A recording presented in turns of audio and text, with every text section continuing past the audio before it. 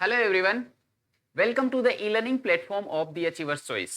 मैं बीएल धनवाल आपका हार्दिक स्वागत करता हूं। फ्लेमिंगो के लेसन हम कर रहे हैं, माइंड मैप स्टडी हम कर रहे हैं इसकी। और आज का हमारा जो लेसन है वो है पांचवा लेसन, जिसका नाम है इंडिगो। लिखा हुआ किसके द्वारा है? लुईस फिशर के द्वारा लिखा हुआ है। जनरली ये देखा जाता है कि बच्चों को यदि पूछा जाए कि आप ये बताइए कि सबसे भयंकर लेसन, सबसे बेकार टाइप का लेसन आपको कौन सा लगता है, तो आई थिंक विस्टास में तो नाम आता है journey to the end of the earth का, और फ्लेमिंगो में नाम आता है इंडिगो का। कि सर सब लेसन्स जो है वो थोड़े बहुत तो समझ में आए, इंडिगो तो कुछ भी नहीं आया। तो दोस्तों, आगे आने वाले आधे घंटे के बाद में यही सवाल अपने आप से पूछिएगा कि क्या आपको इंडिगो लेसन अब भी ऐसा है कि नहीं आ रहा हो। मैं दावा करता हूं आपसे कि इस लेसन का आंसर बिल्कुल पॉजिटिव होगा कि बेशक इंडिगो जो लेसन है वो हमारी टिप्स पे है। सबसे पहले देख लीजिए इंडिगो का फोटो। ये जो आपको नीली नीली सी खेत दिख रही है, शानदार वाली फीलिंग देने वाला ये जो खेत दिख रहा है, वो खेत इंडिगो का है। ठीक है, इंडिगो एक प्रकार की प्लांटेशन होती है, एक प्रकार की क्रॉप होती है, जिसके फूल पत्तों से शायद करके पहले के जमाने में नीला कलर बनाया जाता था, और वो नीला कलर जो है वो पेंटिंग, रंगाई छपाई में काम में लिया जाता था। उसके बाद में केमिकल इंडिगो जो है, सिंथेटिक इंडिगो विकसित कर ली गई थी जर्मनी के द्वारा, और ये जो खेती है इसका महत्व, इंपोर्टेंस जो है वो खत्म हो गया था। तो इसका इंपोर्टेंस खत्म हो जाने के बाद में बिहार में एक जगह है चंपारण नाम की, है ना। उस चंपारण के जो किसान थे, चंपारण गांव के जो किसान थे, उस डिस्ट्रिक्ट के जो किसान थे, उनसे ये इंडिगो की खेती करवाई जाती थी ब्रिटिश लैंडलॉर्ड्स की तरफ से। ये 1917 की बात है। 1916-17 में उन पीजेंट से, उन किसानों से इंडिगो की खेती करवाई जाती थी, और वो इंडिगो जो फसल होती थी वो ब्रिटिश लैंडलॉर्ड्स को दी जाती थी। ब्रिटिश लैंडलॉर्ड जो है उसे इंटरनेशनल मार्केट में एक्सपोर्ट कर देते थे, और वहां से एक पैसा, मोटा पैसा वो जनरेट करते थे। अब जर्मनी में सिंथेटिक इंडिगो जो है वो विकसित कर ली गई, और सिंथेटिक इंडिगो के विकसित कर लेने से इंडियन इंडिगो जो नेचुरल इंडिगो है उसकी डिमांड हो गई खत्म। उसकी डिमांड खत्म हो जाने से ये जो लैंडलॉर्ड थे, उन्होंने किसानों को कहा कि भैया आपको अब इंडिगो की खेती नहीं करनी, इंडिगो की खेती से हम आपको फ्री कर देंगे, लेकिन उसके लिए आपको हमें कॉम्पनसेशन देना पड़ेगा। तो ये कॉम्पनसेशन मांगने की जो बीमारी हुई, उससे किसान जो परेशान हुए, और कैसे उनमें से एक किसान निकल करके आता है, गांधी जी से मिलता है, और गांधी जी को वो चंपारण लेकर के जाता है, और वहां गांधी जी जो है किस प्रकार उन किसानों को इस बीमारी से, इस प्रॉब्लम से छुटकारा दिलाते हैं, यही सारा जो प्लान और यही सारी जो घटना है वो हमारे लेसन इंडिगो में लुईस फिशर महोदय के द्वारा हमें बताई गई है। देखिए, सबसे पहले देखते हैं introduction. This lesson described Gandhi's visit to Champaran in 1917। 1917 में गांधी की जो विजिट हुई थी चंपारण में, वो इस लेसन में डिस्क्राइब की गई है। It was aimed to address injustice faced by indigo sharecroppers under British landlords. British landlord जो थे उनके द्वारा किस प्रकार ब्रिटिश ये इंडिगो शेयरक्रोपर्स के ऊपर इंजस्टिस किया जा रहा था, इसको ये एड्रेस करता हुआ हमारा लेसन आपकी बुक में दिया हुआ है। और जब 1916-17 में गांधी जी जाते हैं चंपारण, तो ये उनका पहला सिविल डिसओबीडियंस मूवमेंट था जो सक्सेसफुल हुआ था। पहली बार गांधी जी की लाइफ का पहला सिविल डिसओबीडियंस मूवमेंट 1916-17 चंपारण का जो था वो सक्सेस हुआ था। इसलिए भी ये गांधी जी की लाइफ में एक टर्निंग पॉइंट माना जाता है।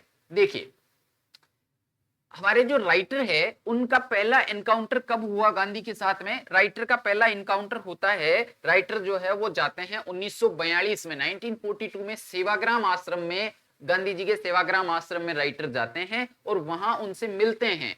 तब गांधी जी उन्हें बताते हैं कि भैया दिसंबर 1916 की ये बात है, एनुअल कन्वेंशन ऑफ कांग्रेस चल रहा था, कांग्रेस का वार्षिक अधिवेशन चल रहा था, और कहां चल रहा था? लखनऊ में चल रहा था। कहां चल रहा था? लखनऊ में चल रहा था। कब की बात है? दिसंबर 1916 की। क्या चल रहा था? एनुअल कन्वेंशन ऑफ कांग्रेस चल रहा था। कहां चल रहा था? लखनऊ में चल रहा था। ये आप याद रखिएगा, ये गांधी जी बताते हैं लुईस फिशर को 1942 में की 1916-17 की बात है। 1916-17 में मैं लखनऊ अधिवेशन में गया हुआ था, और वहां पर एक आदमी आकर के मुझसे मिलता है जिसका नाम क्या था? राजकुमार शुक्ला। क्या नाम था? राजकुमार शुक्ला। अब एक्चुअल में देखो, राजकुमार शुक्ला जो है वो एक किसान है चंपारण का। चंपारण का ये किसान किसी के कहने पे गांधी जी से मिलने जाता है कि आप चंपारण चलिए और हम लोगों को मुक्ति दिलाइए। किसी ने इसको बोल दिया कि भैया देखो, किसानों को अगर मुक्ति चाहिए, इन लैंडलॉर्ड से यदि तुम्हें छुटकारा पाना है तो आप एक काम करो, गांधी जी से मिल लो। इस बंदे के दिमाग में बैठ गई कि चलो गांधी जी से ही मिल लिया जाए। ये आता है लखनऊ अधिवेशन, लखनऊ आता है, लखनऊ अधिवेशन में गांधी जी आए हुए, किसी ने कहा तो ये गांधी जी से मिलता है और बोलता है कि आप चंपारण चलिए। अब चंपारण के बारे में गांधी जी को पता नहीं था। तो नेक्स्ट देखते हैं, राजकुमार शुक्ला के बारे में आपसे क्वेश्चन किया जा सकता है। ये एक शेयर क्रॉपर था, इमेसिएटेड था। इमेसिएटेड मतलब होता है वीक, बिल्कुल एकदम दुबला पतला सा शरीर था इसका, पुअर था, गरीब था, लेकिन रेजोल्यूट था। रेजोल्यूट क्यों था, हमें ये पाठ में देखने को मिलता है कि गांधी जी का पीछा ही नहीं छोड़ता ये भाई। गांधी जी टालम टोल भी करते हैं, एक बार लखनऊ से वो सेवाग्राम चले जाते हैं, आश्रम चले जाते हैं, वहां से फिर दूसरे पार्ट्स में भी जाते हैं, कानपुर भी जाते हैं, लेकिन ये भाई तो पीछे पीछे लगा रहता है कि नहीं।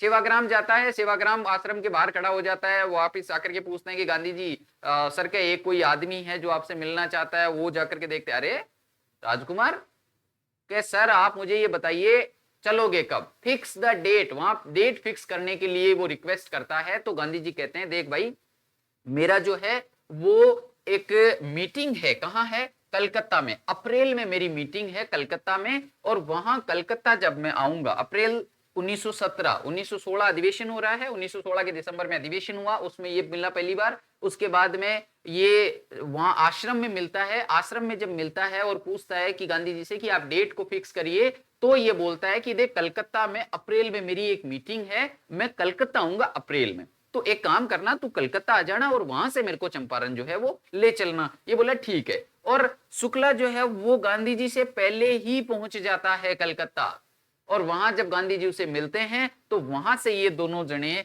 चंपारण के लिए रवाना होते हैं। अब चंपारण के बारे में यदि आपसे पूछा जाए तो चंपारण जो है वो बिहार में है और हिमालय की फुट हिल्स में है।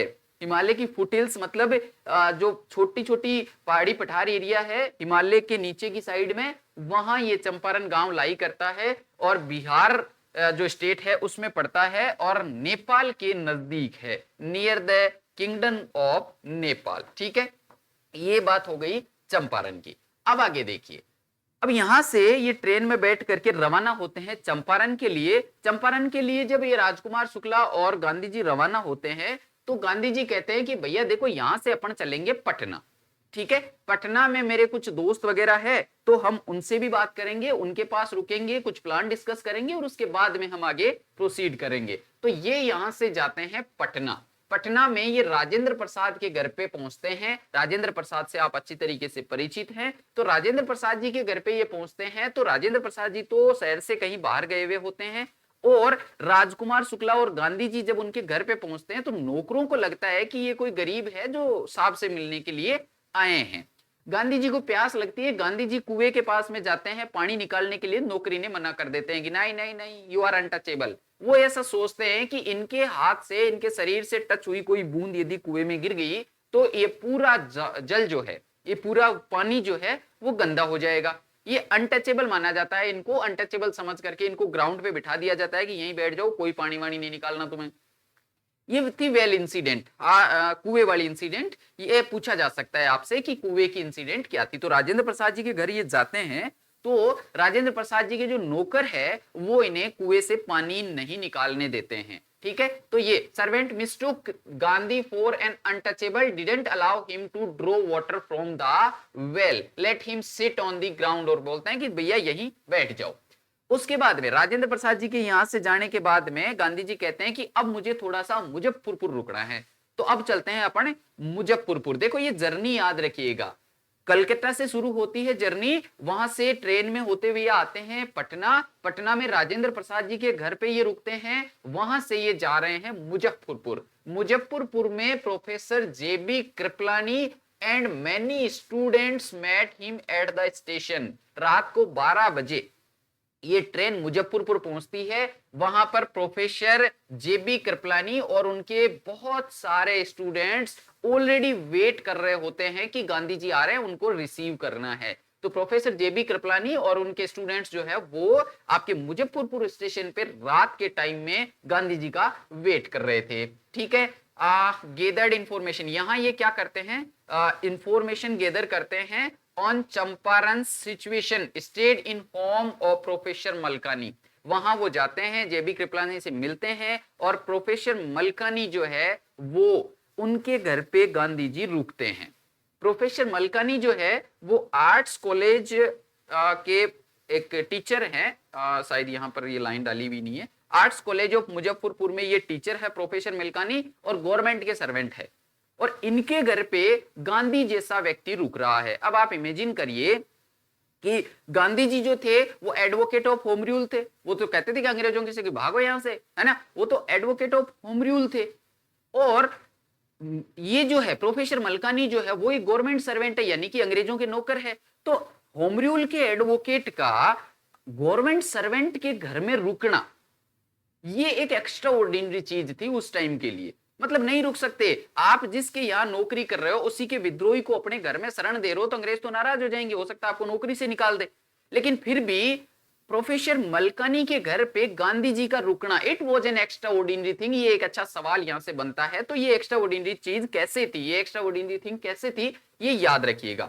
यहां पर ये रुकते हैं, वहां पर ये कुछ जानकारी इकट्ठा करते हैं, ठीक है, और यहां पर ये वकीलों से मिलकर के उन्हें चाइड करते हैं बिग फीस के लिए। ये चाइड क्यों करते हैं, देखो यहां आने के बाद में इन्हें पता लगता है, ये लाइन आप याद रखिएगा, मैं आपको समझाऊंगा शेयर क्रॉपिंग समझाने के बाद में, ठीक है। हाँ आगे चलते हैं। ओके ये देखिए, गांधी जी का यहां पर एम क्या था, गांधी जी का एम था ये प्रोड्यूस करना चाहते थे करेज इन द पीजेंट्स। ये जो किसान थे उनमें करेज भरना चाहते थे, साहस भरना चाहते थे, उन्हें फ्री फ्रॉम फियर करना चाहते थे। जो फियर ऑफ द लैंडलॉर्ड्स था उससे वो फ्री करना चाहते थे, उन किसानों को बताना चाहते थे कि आपके क्या अधिकार है, कैसे आप उनको ले सकते हो। चंपारण एंड शेयर क्रॉपिंग, अब अपन देखते हैं कि चंपारण और शेयर क्रॉपिंग जो थी वो क्या थी। शेयर क्रॉपिंग जो था टीनेंट सिस्टम, वो ये था कि ब्रिटिश लैंडलॉर्ड्स जो होते थे वो जमीन को, लैंड को ओन करते थे, यानी मालिक कौन होते थे, लैंडलॉर्ड्स होते थे। इंडियन किसान जो है, टीनेंट्स जो है, वो शेयर क्रॉपर्स हुआ करते थे, यानी जमीन किसकी होगी, लैंडलॉर्ड्स की होगी, खेती कौन करेगा, टीनेंट्स करेंगे। और इसके बदले जो खेती करते थे इसके बदले उन्हें क्या करना पड़ता था, 15% एग्रीमेंट का पालन करना पड़ता था। 15% एग्रीमेंट क्या था कि भैया जो आपकी जमीन आप जो बो रहे हैं उसके 15% हिस्से पर आपको क्या बोना पड़ेगा, नील बोनी पड़ेगी, और जो भी नील की फसल होगी उसमें जो भी प्रोडक्शन होगा वो सारा का सारा आपको लैंडलॉर्ड्स को सरेंडर करना होगा। ये 15% एग्रीमेंट था। लैंडलॉर्ड्स जो थे वो इसको इंटरनेशनल मार्केट में बेच देते थे और इससे एक अच्छा प्रॉफिट इनको होता था। उसके बाद में क्या होता है, इफेक्ट ऑफ इंडिगो, ये एक सम था पीजेंट्स के लिए, wanted to be free from it. ये बहुत दुखदाई होता था, शायद ये नील की खेती इन्हें बहुत ज्यादा पीड़ा देती होगी या फिर इनसे जमीन बंजर होती होगी, कुछ ऐसी वजह से ये बहुत ज्यादा प्रॉब्लमेटिक था इनके लिए और ये किसान इससे फ्री होना चाहते थे। अब हुआ क्या, सिंथेटिक इंडिगो का डेवलपमेंट हो गया। जर्मनी में सिंथेटिक इंडिगो डेवलप कर ली गई। सिंथेटिक इंडिगो का मतलब हो गया कि ये जो इंडिगो है जिस काम में आती थी कलर प्रिंटिंग और छपाई रंगाई छपाई के लिए, तो वहां पर केमिकल से नील बना ली गई जर्मनी में। और इसकी वजह से क्या हुआ, इंडियन इंडिगो जो नेचुरल इंडिगो थी उसकी डिमांड कम हो गई। डिमांड कम हो गई तो इनको प्रॉफिट होना बंद हो गया। प्रॉफिट होना बंद हो गया तो अब इनके क्या ही मतलब था खेती करवा करके, तो इन्होंने कहा कि भैया आपको जो है वो ये डिसकंटिन्यू करना चाहते थे, इस एग्रीमेंट को अब डिसकंटिन्यू करना चाहते थे कि हम जो है वो इस एग्रीमेंट से आपको फ्री कर रहे हैं। लेकिन फ्री करने के बदले इनको जो है वो एक मांग कर ली किसानों से कि आपको कॉम्पनसेशन देना पड़ेगा, आपको इसके बदले हमें क्या देना पड़ेगा, कॉम्पनसेशन देना पड़ेगा, हमें पुनर्भरण राशि कुछ देनी पड़ेगी, कुछ पैसे जो है इनसे डिमांड किए गए। अब देखो यहां पर दो हिस्से हो गए। जब इन्होंने कहा कि भैया हम आपको 15% से फ्री कर रहे हैं, आप पूरी खेती करो, हमें तो जो है इस एग्रीमेंट से फ्री करने के लिए आप कॉम्पनसेशन दे दो, तो इसमें दो टाइप के किसान निकल करके आए। पहले तो वो जिन्होंने कहा कि हाँ यार ठीक है आप पैसे लो और बात खत्म करो, न कि करो, हमें नहीं चाहिए ये फालतू का पंगा, तो उन्होंने क्या किया, पैसे दे दिए। दूसरों ने कहा भाई हमारे पास में तो इतने पैसे है ही नहीं, इतनी फसल ही नहीं होती जितने आप पैसे डिमांड कर रहे हो, है ना। तो जो कुछ लोग थे उन्होंने क्या किया, वकीलों की शरण ले ली, वकीलों के पास में चले गए कि भैया कोर्ट में केस करेंगे हम, तो हमारे पास में तो कोई पैसे नहीं है। तो यहां आपको समझने वाली चीज जो है वो ये है कि फर्स्ट टाइप ऑफ सफरर्स कौन से थे, वो लोग थे, वो किसान थे जिन्होंने पैसे दे दिए थे। और सेकेंड टाइप ऑफ सफरर्स कौन थे, जो कोर्ट में चले गए थे, लॉयर्स के थ्रू कोर्ट में चले गए थे। अब मैं उस बात पे आता हूं, पीछे जो बात मैं छोड़ के आया हूं कि गांधी जी जब यहां आए तो गांधी जी को पता चला कि जो सेकेंड टाइप ऑफ सफरर्स है उनसे ये वकील बहुत बड़ी बड़ी फीस जो है वो चार्ज कर रहे हैं, कोर्ट में केस ले जाने के लिए बड़ी फीस उन वकीलों के द्वारा इन किसानों से ली जा रही है। तो इन वकीलों को गांधी जी के द्वारा डांटा गया, चाइडेड देम, उनको डांटा कि आप क्या कर रहे हो यार, इन गरीबों को क्यों लूट रहे हो फालतू में, और कोर्ट में जाने से कुछ नहीं होगा, इनके लिए जो चीज जरूरी है वो जरूरी है fear, free from fear, making them free from fear. इनको डर से आजादी की जरूरत है, इनको कोर्ट की जरूरत नहीं है। तो गांधी जी ने मना कर दिया कि कोई कोर्ट केस वगैरह कुछ नहीं करना, अब अपन जो है वो एक दूसरे तरीके से काम लेंगे। न्यूज रीच्ड, अब देखो यहां हुआ क्या, वापिस इस बात पे आते हैं। सेकंड सफरर्स जो है, second type of sufferers, first type of sufferers, इनके पास में एक न्यूज पहुंचती है कि भैया जर्मनी में सिंथेटिक इंडिगो का विकास कर लिया गया है, उसकी वजह से लैंडलॉर्ड्स की जो इंडिगो जो हम खेत में बोते थे उसकी कोई वैल्यू ही नहीं बची। अब वैल्यू नहीं बची है तो लैंडलॉर्ड्स जो है वो वैसे ही सरेंडर करने वाले थे। अब जब वैल्यू ही नहीं है तो ये करके भी क्या करेंगे, और वैसे ही इंडिगो का कोई महत्व नहीं बचा है, तो लैंडलॉर्ड्स जो है वो एक दूसरा तरीके से अपने को लूटने का जो सिस्टम मचा रहे हैं। ये बात न्यूज कहां पहुंचती है, इन लोगों के पास में पहुंचती है। तो अब जो फर्स्ट टाइप के लोग थे जिन्होंने पैसे दे दिए थे, उन्होंने मांग उठाना शुरू कर दी कि यार ये कौन सी बात हुई, आप लोग तो हमें फालतू में लूट ले गए, हमें तो हमारे पैसे वापिस चाहिए। लैंडलॉर्ड ये पैसे देने को तैयार नहीं है, लैंडलॉर्ड तो ये चाहते हैं कि जिन्होंने नहीं दिए उनसे भी हम एक्सटोर्ट कर लें। तो लैंडलॉर्ड चाह रहे हैं कि जिन्होंने नहीं दिए वो भी दे दे, पीजेंट्स जिन्होंने दे दिए हैं, फर्स्ट टाइप ऑफ सफरर्स जो है वो ये चाह रहे हैं कि इनके वापस दिए जाए। तो ये एक बहुत बड़ा कॉन्फ्लिक्ट बन गया था। अब गांधी जी ने क्या किया, गांधी जी वहां पर गए और उन्होंने इंफॉर्मेशन गैदरिंग करना शुरू कर दी। ये बात कहां की है, ये मुजफ्फरपुर की बात है, ठीक है। मुजफ्फरपुर में इन्होंने जो है वो गैदरिंग करना शुरू कर दी, इंफॉर्मेशन कलेक्ट करना शुरू कर दी। और इंफॉर्मेशन कलेक्ट करने के लिए उन्होंने क्या किया, लोकल लोगों से जानकारी इकट्ठा करी और ब्रिटिश ऑफिशियल्स जो थे उनसे भी इन्होंने जानकारी लेना शुरू किया कि आपने कितने पैसे लिए, किन किन लोगों से लिए, क्यों लिए, ये सारी जानकारी गांधी जी लेना शुरू करते हैं। और वो मिलते हैं इस जानकारी के लिए secretary of the British landlord association, ये ध्यान रखिएगा, इस जानकारी के लिए ब्रिटिश लैंडलॉर्ड एसोसिएशन के सेक्रेटरी से गांधी जी मिलते हैं। वहां जाते हैं, एक अंग्रेज भाई साहब, दौड़े दौड़े भाई साहब बैठे हुए होते हैं, उनसे जाके गांधी जी पूछते हैं कि मुझे इस बारे में इंफॉर्मेशन चाहिए, I want information on this so and so topic. तो वो भाई साहब, दौड़े दौड़े भाई साहब गांधी जी को कहते हैं कि I can't give information to an outsider. Gandhi ji को कहते हैं कि भैया बाहर के लोगों को हम इंफॉर्मेशन नहीं दे सकते। गांधी जी मन में सोचते हैं बाहर का, मैं तो दौड़िया, तू कौन है।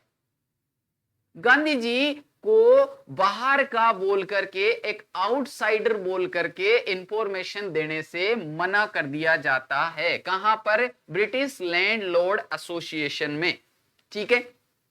उसके बाद में गांधी जी जो है वो तिरहुत कमिश्नर, तिरहुत डिवीजन है, उस डिवीजन के कमिश्नर बैठते थे, वहां पर वो जाते हैं और कहते हैं कि मुझे इसके बारे में जानकारी चाहिए, ब्रिटिश लैंडलॉर्ड एसोसिएशन से मैं मिलके आया हूं, मुझे वहां पर कोई जानकारी नहीं मिली, मुझे जानकारी चाहिए। तो तिरहुत कमिश्नर बोलते हैं कि एक काम करो, यहां से चले जाओ, यहां आपको रुकना ही नहीं है। तिरहुत कमिश्नर जो है वो उन्हें जाने के लिए बोलते हैं, यहां से चले जाने के लिए बोलते हैं। लेकिन गांधी जी कहते हैं गांधी जाने के लिए नहीं आया, जाने वाली तो बात ही मत करो। और इस प्रकार जो है वो गांधी जी अपना काम धीरे धीरे धीरे धीरे करते रहते हैं, ठीक है। अब होता क्या है, एक बार इनके पास में वहां से ये जाकर के मोतीहारी, हाँ मोतीहारी चाहिए, हाँ मोतीहारी में ये रहते हैं। मोतीहारी से हेडक्वार्टर बना करके वहां से अपना काम शुरू करते रहते हैं, काम करते रहते हैं। एक दिन इनके पास में एक न्यूज पहुंचती है कि भैया पास के एक गांव में एक किसान के साथ में मैलट्रीट किया गया है, बहुत बुरा व्यवहार किया गया है। गांधी जी को जब ये बात पहुंचती है तो गांधी जी हाथी पे बैठ के रवाना हो जाते हैं उस किसान से मिलने के लिए। रास्ते में इनके पास में एक गाड़ी आती है और बोलती है कि आपके लिए एक सूचना है। बोले बताओ, तो के आपको अपने हेडक्वार्टर पे चलना पड़ेगा। बोले चलो। तो ये गांधी जी को वापस हेडक्वार्टर पे लाते हैं और गांधी जी को एक लेटर पकड़ाते हैं कि ये एसपी का आदेश आया। बोले बताओ क्या आदेश है। गांधी जी जब उसमें पढ़ते हैं तो गांधी जी को एसपी के द्वारा ऑर्डर दिया जाता है कि आप मोतीहारी को छोड़ करके चले जाएं, यहां से ये जो जगह है उसको ये तिरहुत और इस जगह को चंपारण को छोड़ करके चले जाएं। गांधी जी ने कहा वेरी गुड। नीचे गांधी जी जो है वो लिख देते हैं नहीं जाऊंगा, और साइन करके पकड़ा देते हैं कि ये तुम्हारे एसपी साहब को दे देना, नहीं जाऊंगा। गांधी जी ने मना कर दिया। वही डायलॉग, गांधी जाने के लिए नहीं आया है। ठीक है, वो चंपारण चले जाते हैं। ये डायलॉग लिखना नहीं है मेरे भाई, आप कहीं एग्जाम की कॉपी में लिख लाओ गांधी जाने के लिए नहीं आया है, इन्वर्टेड डबल इन्वर्टेड कोमा में लिखना नहीं है। ये तो केवल आपको बताने के लिए है ना। ये जो चीजें मैं डायलॉग वगैरह जो बोलता हूं, ये दोलिया वगैरह ये कॉपी में मेंशन करने की चीजें नहीं है, इस चीज का ध्यान रखिएगा। देखो एसपी का ऑर्डर आता है चंपारण छोड़ के जाने के लिए, एसपी को मना कर देते हैं, और जब ये एसपी के ऑर्डर को मना कर देते हैं तो अगले दिन कोर्ट का सम्मन आ जाता है कि आपने एसपी के ऑर्डर की अवहेलना करी है, गवर्नमेंट ऑफिशियल्स की अवहेलना करी है, और इसके लिए आपको कोर्ट में बुलाया गया है। सम्मन आ जाता है कोर्ट का। अब भैया गांधी जी के भी थोड़ी सी कंपन हो जाती है। अब गांधी जी को भी प्रॉब्लम होती है, तो गांधी जी को पूरी रात नींद नहीं आती। वो क्या करते हैं, टेलीग्राफ भेजते हैं राजेंद्र प्रसाद को, और एक फुल रिपोर्ट टेलीग्राफ करते हैं वॉइस रॉय को, और जितने भी लॉयर्स वगैरह थे, इनके जो सपोर्टर्स थे, इनको ये रात को ही टेलीग्राफ कर देते हैं, और ये न्यूज रात को ही वायरल हो जाती है। और पूरी चंपारण का जितना भी एरिया था उसमें ये न्यूज इतनी फैल जाती है कि हर एक बच्चे को पता लग जाता है कि हमारे जो नेता है, हमारा जो मसीहा है गांधी, जो हमें इस सिस्टम से फ्री करवाने के लिए आया है, उसको कोर्ट ने बुला लिया है। अब ये सारे के सारे किसान वहां से होते हैं रवाना और मोतीहारी पहुंच जाते हैं। सुबह जब गांधी जी गेट खोल के देखते हैं तो पूरी मोतीहारी काली हो रखी है। काली का मतलब पूरी मोतीहारी में आदमी आदमी इकट्ठा हो गए, सारे पीजेंट्स आ गए गांधी जी के सपोर्ट में। गवर्नमेंट के खुद के पसीने आ गए, गवर्नमेंट ऑफिशियल पुलिस वगैरह जो थे उनके खुद के पसीने आ गए। इतनी भीड़ हो गई, तिल पटके किसी के सर पे पड़े भाई, इतनी ज्यादा भीड़ हो गई। अब कोर्ट, अब गांधी जी देखे आ गयो मजो, बुला लो। अब गांधी जी भाई थोड़े से यूं सपोर्ट वाले फील कर रहे हैं कि हाँ अब देखूंगा मैं क्या होता है। Thousands gathered in the support, in support of Gandhi. ठीक है, Gandhi called it beginning of their liberation from fear of British. इसको देख करके गांधी जी ने एक सेंटेंस बोला था कि this is your liberation from fear of British. ये आपका लिबरेशन है, ये आपका फ्री होना है, ये आपकी स्वतंत्रता है इस ब्रिटिश लैंडलॉर्ड्स के भय से। और ये देखिए आप कितने लोग जो है वो सपोर्ट में कोर्ट के बाहर खड़े हो गए हैं। गांधी जी को कोर्ट में लाया गया, ये कंट्रोल नहीं हो रहे हैं, लोग व्यवस्थाओं की धज्जियां उड़ा रहे हैं, गांधी जी के नारे लग रहे हैं। गवर्नमेंट को, पुलिस को गांधी जी के सामने हाथ जोड़ने पड़ेंगे, दादा अन्य डांट।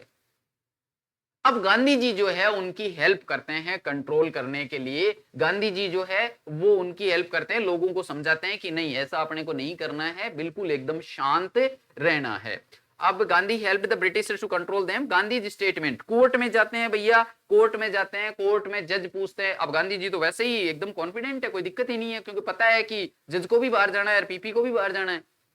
करेंगे क्या, लोग इतने भरे पड़े हैं, अगर बाढ़ भी पकड़े तो एक एक बाढ़ आएंगे इनके। तो गांधी जी आराम से एकदम खड़े हैं। गांधी जी को जज के द्वारा पूछा जाता है कि आपने एसपी के ऑर्डर को मानने से मना किया। गांधी जी कहते हैं जी किया मैंने। क्यों किया? तब गांधी जी कहते हैं कि देखो सर, मेरे सामने कॉन्फ्लिक्ट ऑफ ड्यूटीज है।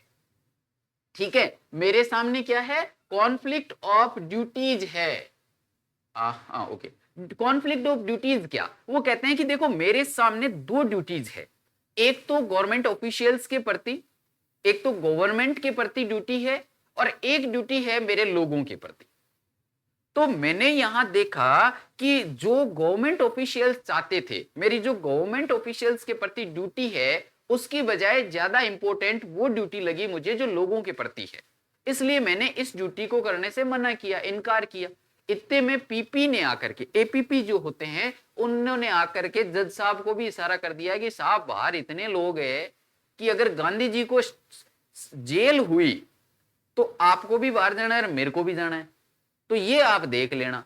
अब जज साहब के भी पसीने आ गए कि यार करें क्या, होगा क्या। तो गांधी जी को जज साहब ने कहा कि अच्छा ठीक है आपको बेल दे देंगे हम। हाँ तो गांधी जी की दे दो, कैसे नहीं आप बेल जमा करा दो, हम आपको बेल है कुछ नहीं जमा करा रहा मैं तो, अब करे क्या। गांधी जी तो वैसे ही कॉन्फिडेंट है, वो कहे नहीं मैं कोई बेल वेल जमा नहीं करवा रहा, आपको जो करना है कर लो। अब जज साहब कहे 2 घंटे के लिए कोर्ट को हम एडजर्न करते हैं, तो 2 घंटे के लिए कोर्ट को यहां पर एडजर्न किया जाता है और उसके बाद में फैसला आता है कि गांधी जी जो है वो फ्री रह सकते हैं और फैसला भी सुरक्षित रखा गया है, कोई फैसला नहीं सुनाएंगे। जज साहब कहते हैं कोई फैसला नहीं सुनाएंगे, अभी फैसला सुरक्षित है, गांधी जी आराम से घूम फिर सकते हैं, कोई दिक्कत नहीं है, ही इज फ्री, ये बोल दिया जाता है। गांधी जी चले जाते हैं वापस अपने हेडक्वार्टर पे, यहाँ राजेंद्र प्रसाद वगैरह इनसे मिलते हैं और ये आपस में बातें करते हैं, वकील आपस में बातें करते हैं कि यार गांधी जी को अगर जेल होगी तो गांधी जी तो जेल में चले जाएंगे, ठीक है, फिर हम क्या करेंगे यहाँ पर, तो क्यों ना हम वापिस चले जाएं, है ना, मोतिहारी छोड़ के हम वापस चले जाएं, गांधी जी को जेल होगी तो गांधी जी तो जेल में चले जाएंगे, हम क्या करेंगे। राजेंद्र प्रसाद वगैरह ये वकील जो है ये बात करते हैं, गांधी जी से ये बात शेयर करी जाती है, तो गांधी जी कहते हैं, राजेंद्र प्रसाद इनसे बोलते हैं कि देखो एक बात बताओ, ये बाहर का आदमी तुम लोगों को लिए यहां आकर के, ये बाहर का आदमी गुजरात से आकर के तुम लोगों के लिए यहां जेल जाने को तैयार है और तुम यहीं लोकल होने के बावजूद भी वापस जाने की बात कर रहे हो, है? गांधी जी से बात करते तो गांधी जी भी यही कहते हैं कि चलो मेरा तो कुछ नहीं, लेकिन इन किसानों का क्या होगा, आप ये तो समझो। फिर इनकी बात समझ में आती है और ये कहते हैं कि कोई दिक्कत नहीं है, हम सेल्फ कोर्ट अरेस्ट चैलेंज कर देंगे, अगर आपको जेल हुई तो हम भी कह देंगे कि भैया हमें भी अरेस्ट कर लो, है ना, हम सभी जेल चलेंगे, कोई दिक्कत नहीं है। और तब जाकर के ये गांधी जी जो है वो स्टेटमेंट देते हैं कि this is the first victory of civil disobedience, ये जो है वो first victory of civil disobedience है, सॉरी ये बाद की बात है, हाँ ये सेल्फ। उसके बाद में लेफ्टिनेंट का एक ऑर्डर आता है, लेफ्टिनेंट मतलब लेफ्टिनेंट गवर्नर जो है, यहाँ नाम भी दिया होगा शायद, गेट एडवर्ड गेट है ना, हाँ ये एडवर्ड गेट, ठीक है। तो Edward Gait, sir Edward Gait का आदेश आता है कि केस जो है उसको डिसमिस कर दिया गया है और गांधी जी को लेफ्टिनेंट गवर्नर सर ने मिलने के लिए बुलाया है। अब यहां पर जब ये हो जाता है, केस जब ड्रॉप हो जाता है, लेफ्टिनेंट के आदेश पे केस जब ड्रॉप हो जाता है, तब गांधी जी कहते हैं कि this is the first victory of civil disobedience, ये सिविल डिसओबीडियंस की पहली विक्ट्री है, पहली जीत है। और गांधी जी जाते हैं ब्रिटिश के जो गवर्नर जनरल है, लेफ्टिनेंट गवर्नर है, उनसे मिलने के लिए ये जाते हैं। यहां पर जाने के बाद में एन ऑफिशियल कमीशन जो है वो अपॉइंट किया जाता है, एक ऑफिशियल कमीशन अपॉइंट किया जाता है, जिसमें कौन कौन होते हैं ये ध्यान रखिएगा, ये जो भी एक्सटॉर्शन हुआ है उसकी जांच के लिए एक ऑफिशियल कमीशन का गठन किया जाता है, जिसमें लैंडलॉर्ड्स होते हैं, गवर्नमेंट के ऑफिसर्स होते हैं और किसानों की तरफ से एक रिप्रेजेंटेटिव होता है जो कि है Gandhi. Gandhi was the sole representative of the peasants. देखो यहां ध्यान रखिएगा कितने हैं, कौन कौन लोग हैं इसमें कमीशन में, लैंडलॉर्ड्स है, गवर्नमेंट ऑफिशियल्स है and Gandhi as the sole representative of the peasants है, ध्यान रखिएगा। ओके, उसके बाद में इनिशियल डिमांड क्या होती है, गांधी जो इनको लग रहा था, ये जो ब्रिटिशर्स जो थे इनको लग रहा था, लैंडलॉर्ड्स को लग रहा था कि यार गांधी जी पूरी की पूरी रकम जितनी हमने एक्सटॉर्ट करी है वो पूरी की पूरी रकम मांगेंगे, लेकिन गांधी जी ने कहा कि आप 50% वापस कर दीजिए, ठीक है, आप हमें केवल आधी रकम वापस कर दीजिए, जिन लोगों से लिए उनको आधी वापस दे दीजिए। अब इनके मन में आया कि यार जब 50 पे माना है तो 25 पे भी मान सकता है, तो इन्होंने रिक्वेस्ट करी कि आप एक काम करिए ना, 25% पे बात खत्म कर दीजिए। गांधी जी ने कहा डन। यहां पर 25% का जो सेटलमेंट था उसको एक्सेप्ट कर लिया जाता है। 25% के सेटलमेंट को एक्सेप्ट करने के पीछे दो रीजन आप समझ लीजिए। पहला तो ये कि गांधी जी कहते हैं कि money was not important, money is not important, the important thing is कि ब्रिटिश लैंडलॉर्ड्स हमारे सामने झुक चुके हैं, वो जो है वो हमें ये देने के लिए तैयार हो चुके हैं, और यह जो है वो बिल्ड करेगा कॉन्फिडेंस का, कॉन्फिडेंस को बिल्ड करेगा, किसानों में कॉन्फिडेंस आएगा, आत्मविश्वास आएगा कि हम भी कुछ कर सकते हैं। तो ये कॉन्फिडेंस जरूरी है। Money is not important, money की कोई दिक्कत नहीं है, 25% दो चाहे 50% दो, मनी की कोई समस्या नहीं है, कॉन्फिडेंस जरूरी है, ये इस डर से आजादी जरूरी है। और जब ये ब्रिटिश लैंडलॉर्ड झुकेंगे तो लोगों में इस डर से मुक्ति मिलेगी लोगों को। दूसरा मानने का कारण ये आप देख सकते हैं कि 25% जो है वो एक छोटी रकम है ना, तो हो सकता है कि अपना यदि 50% या 100% मांगेंगे तो ये उसको टुरकाते रहे कि आज देंगे, कल देंगे, परसों देंगे, और ये टाइम लगा दे, और टाइम लगने के बाद में उस जीत का भी कोई मतलब नहीं है। जीत का मतलब तभी है जब इंस्टेंट उसका रिजल्ट आए, अगर बाद में आ रहा है तो वो लोग भूल जाएंगे उसको। तो 25% यदि राशि डिमांड करी भी जाए तो 25% राशि देने में ये टाइम नहीं लगाएंगे, ये तुरंत दे देंगे। और अभी यदि ये झुक गए तो फिर तो इनका मजा ही अलग है, इस जीत का मजा ही अलग है। इसलिए गांधी जो है वो 25% के सेटलमेंट पे एग्री कर जाते हैं। रिजल्ट क्या होता है इसका? रिजल्ट ये होता है लैंडलॉर्ड्स जो है वो स्टेट्स को छोड़ देते हैं, चले जाते हैं, और शेयर क्रॉपिंग जो है उसका हो जाता है दी एंड। ये रिजल्ट निकल करके आता है। अब शेयर क्रॉपिंग के से तो मुक्ति मिल गई, डिसओबीडियंस मूवमेंट भी सक्सेसफुल हो गया। अब गांधी जी जो है वो लोगों की व्यवस्थाओं को देखते हैं, लोगों की लाइफस्टाइल को देखते हैं, लिविंग स्टैंडर्ड्स को देखते हैं, है ना। तो इन पे काम किया जाए, लोकल लोगों की लाइफ स्टैंडर्ड्स को सुधारा जाए। इसके लिए गांधी जी ने क्या किया? स्कूल के एस्टेब्लिशमेंट किया, सैनिटेशन व्यवस्थाओं को लागू किया, एजुकेशन के लिए 6 गांवों में इन्होंने प्राइमरी स्कूल्स खोले, ठीक है। हेल्पर्स बुलाए गए दूसरी जगहों से, इनके जो सपोर्टर्स थे, महादेव देसाई हो गए, नरहरि पारिक हो गए, और उनकी वाइव्स हो गई, देवदास जो इनके छोटे से छोटे सबसे छोटे बेटे थे वो, मिसेस गांधी, कस्तूरबा गांधी भी यहाँ पर आई थी, है ना। और बहुत सारे लोग जो है वो यहाँ आए, गांधी जी के कहने पे उन्होंने यहाँ पर व्यवस्थाओं को दुरुस्त किया, देखा, उनमें सुधार किया। मिसेस गांधी, कस्तूरबा गांधी जो थे, उन्होंने आश्रम के रूल्स को यहाँ पर लोगों को सिखाया, और पर्सनल और कम्युनिटी सैनिटेशन के रूल्स लोगों को जो है वो मिसेस गांधी ने सिखाए। इसके अलावा हेल्थ इश्यूज जो थे उनके लिए इन्होंने एक डॉक्टर बुलाया वॉलंटियर करने के लिए, एक डॉक्टर आए, उन्होंने 3 मेडिसिन जो है वो यहाँ अवेलेबल करवाई थी। ध्यान रखिएगा 3 मेडिसिन कौन कौन सी? Castor oil, quinine and sulphur ointment. Castor oil, quinine और सल्फर ऑइंटमेंट, ये 3 मेडिसिन जो है वो चंपारण में अवेलेबल करवाई गई थी।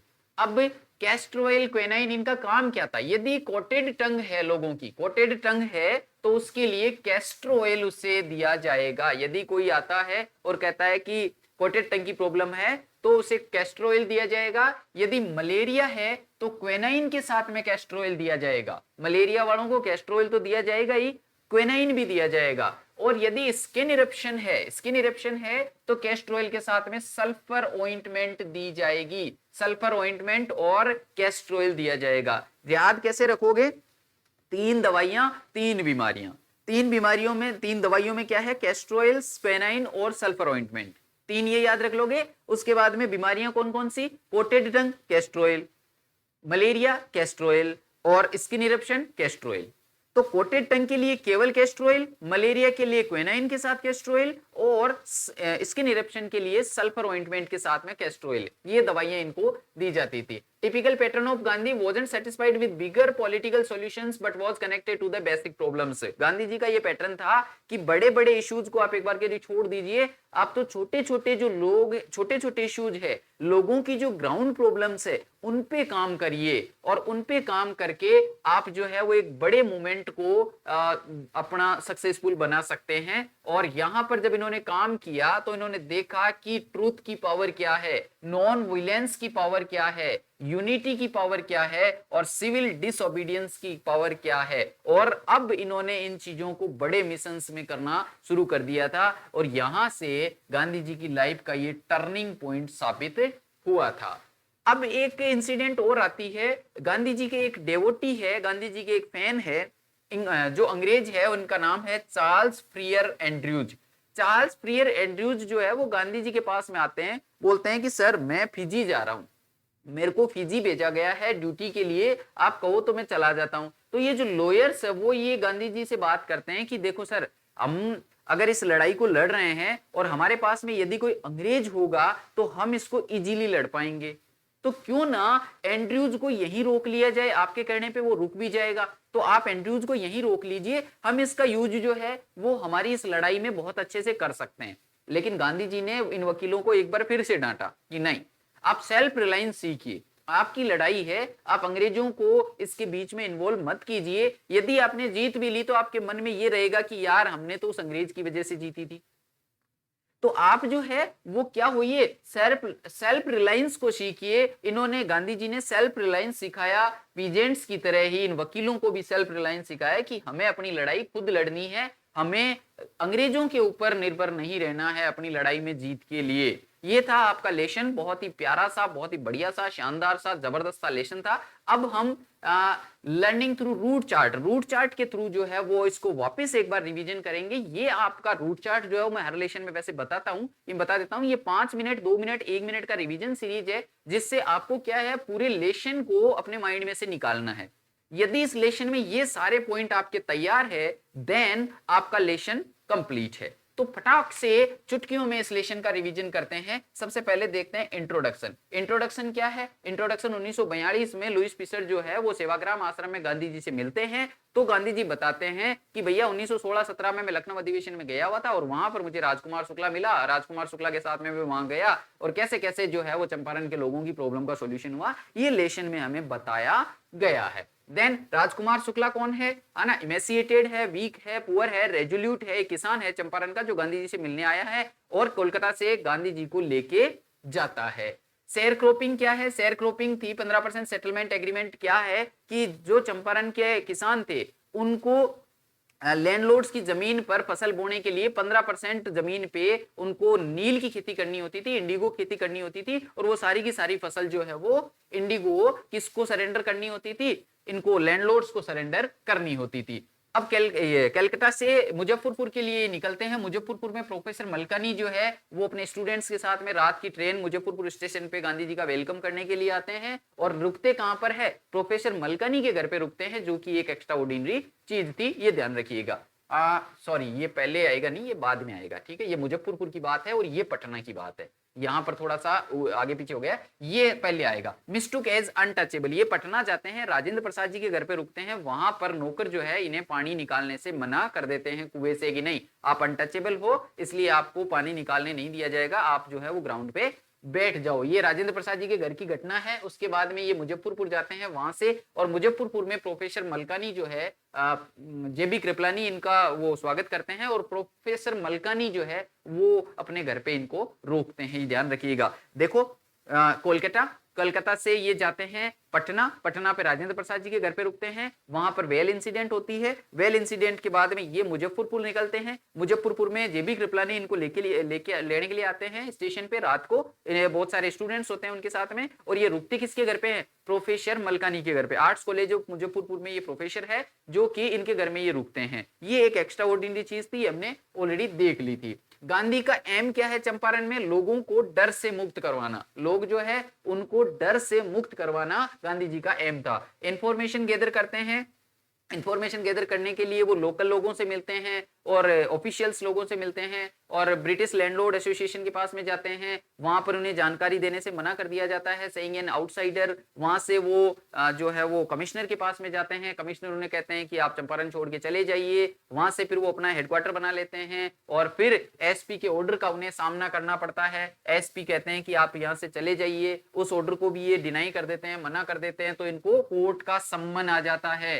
कोर्ट का सम्मन इन्हें फेस करना पड़ता है और इस सम्मन के चलते वहां पर मोतिहारी में बहुत ज्यादा क्राउड हो जाती है, बहुत ज्यादा भीड़ हो जाती है। कोर्ट में जब इनसे पूछा जाता है तो ये बताते हैं कि I was facing A conflict of duties, मैं है कॉन्फ्लिक्ट ऑफ ड्यूटीज को फेस कर रहा था। मेरे सामने दो प्रकार की ड्यूटीज थी, एक तो duty to the officials and duty to my people, मेरे लोग हैं, ड्यूटी टू द पीजेंट्स इनके प्रति, और इन दोनों में से मेरे को पीपल वाली ड्यूटी, लोगों वाली ड्यूटी जो है उसको तवज्जो देनी पड़ी क्योंकि वो ज्यादा जरूरी था। तो इसलिए मैंने जो है वो एसपी के ऑर्डर को डिनाई किया था। उसके बाद में कोर्ट जो है वो इन्हें फ्री कर देता है, केस ड्रॉप हो जाता है। केस ड्रॉप होने के बाद में ये कहते हैं कि this is the victory of civil disobedience, this is the first victory of civil disobedience. Champaran जो है वो टर्निंग पॉइंट कैसे था, क्योंकि इनको यहां आकर के पता लगा कि मैं ग्राउंड लेवल पे काम करके इसको एक बड़े रेवोल्यूशन में तब्दील कर सकता हूं, बड़े एक आंदोलन के रूप में इसको निखार के ला सकता हूं। तो इन्होंने लोगों के साथ मिलकर के काम किया, इन्होंने ट्रूथ, नॉन वायलेंस और डिसोबीडियंस, सिविल डिसोबीडियंस, इनकी वैल्यू को एक बड़े लेवल पे पहुंचाने के लिए इनको ये पता चला ये पहला सिविल डिसोबीडियंस मूवमेंट था जो सक्सेस हुआ था, इसलिए it was a turning point in Gandhi's life. 25% settlement की हम बात करें तो 25% सेटलमेंट क्या था, जब ये कमीशन बनाया गया है ना, जब यहाँ इनको केस ड्रॉप कर दिया गया तो एक ऑफिशियल कमीशन जो है उसका गठन किया गया। ऑफिशियल कमीशन का गठन करने के लिए 3 प्रकार के लोग उसमें थे, ऑफिशियल्स थे, ब्रिटिश ऑफिशियल्स थे, ठीक है, लैंडलॉर्ड्स थे, और सोल रिप्रेजेंटेटिव ऑफ पीजेंट्स कौन थे, गांधी थे, ये ध्यान रखिएगा। तो उसके बाद में जब ये जांच चली तो ढेर लग गया, सबूतों का पहाड़ बन गया, सबूतों का ढेर लग गया। तो गांधी जी जो है उनको ये दिया गया कि ठीक है आपको पैसे वापस दे दिए जाएंगे, आप बताइए क्या करें। तो इनको डर लग रहा था कि ये वापस पूरा का पूरा पैसा मांगेंगे, पूरा का पूरा पैसा नहीं, गांधी जी ने कहा आप जितना लिया है उतना 50% वापस दे दीजिए। तो ब्रिटिश लैंडलॉर्ड्स इनसे रिक्वेस्ट करते हैं कि सर 25% पे मामला सेटल कर लीजिए। ये था 25% सेटलमेंट।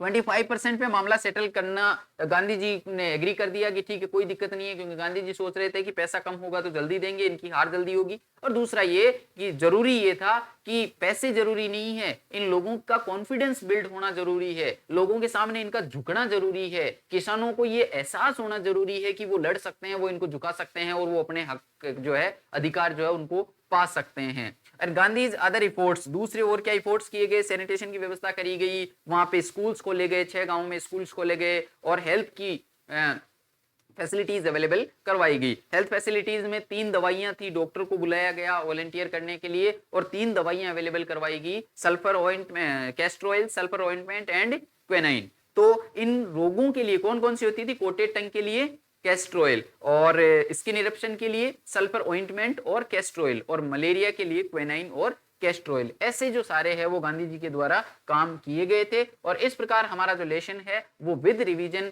पूरा होता है। अगले लेसन में मैं आपसे फिर मिलूंगा, तब तक के लिए अपनी पढ़ाई को जारी रखिए, मस्त मोला होकर के एकदम बढ़िया बिना किसी टेंशन लिए हुए अपनी पढ़ाई करते रहिए। आई होप कि गांधी जी वाला ये जो लेसन जो सबके लिए एक बहुत बर्डन बना हुआ होता है, ये एक बहुत ही प्यारे से वे में आपको समझ में आ चुका होगा। मिलते हैं अगले लेसन में, तब तक के लिए अपना और अपनों का ध्यान रखिए। Take care, bye bye.